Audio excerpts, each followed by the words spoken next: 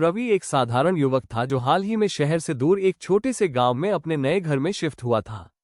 ये घर उसे बहुत सस्ता मिला था, जो खुद में एक अजीब बात थी क्योंकि घर बहुत बड़ा और सुंदर था। गांव के कुछ लोगों ने उसे चेतावनी दी थी कि उस घर में कुछ अनहोनी होती है, पर रवि ने उन बातों को सिर्फ अफवाह समझकर नजरअंदाज कर दिया। पहली रात सब सामान्य रहा, पर दूसरे दिन से अजीब घटनाएं शुरू हो गईं। कभी दरवाजा खुद ब खुद खुल जाता, कभी लाइट अपने आप बंद हो जाती।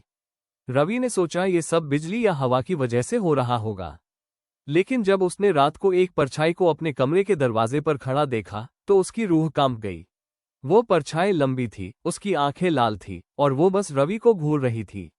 डर के मारे रवि हिल भी नहीं पाया। अगली सुबह वो थका हुआ और डरा हुआ उठा, लेकिन उसने खुद को समझाया कि शायद ये सिर्फ एक सपना था। लेकिन ये हर रात दोहराने लगा। रवि ने स्थानीय पुजारी से संपर्क किया।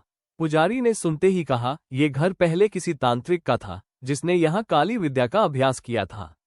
उसकी मृत्यु के बाद उसकी आत्मा इसी घर में बंधी रह गई। पुजारी ने सलाह दी कि घर की शुद्धि कराई जाए, लेकिन चेताया कि आत्मा अब बहुत शक्तिशाली हो चुकी है। शुद्धिकरण की रात पुजारी ने मंत्रोच्चारण शुरू किया। जैसे जैसे मंत्र तेज होते गए, घर में हलचल शुरू हो गई। खिड़कियां अपने आप खुलने लगीं, दीवारों पर खून जैसे निशान उभर आए और अचानक वही परछाई प्रकट हुई। वो चीखी, ये मेरा घर है, कोई नहीं ले सकता इसे मुझसे। पुजारी ने पूरा जोर लगाकर आखिरी मंत्र बोला और परछाई एक तेज चीख के साथ गायब हो गई। अगली सुबह सब कुछ शांत था, लेकिन रवि अब भी चैन से नहीं रह पाया। वो गांव छोड़कर वापस शहर चला गया, लेकिन वो परछाई कभी कभी अब भी उसके सपनों में आती है और हर बार बस एक ही बात कहती है, मैं लौटूंगी।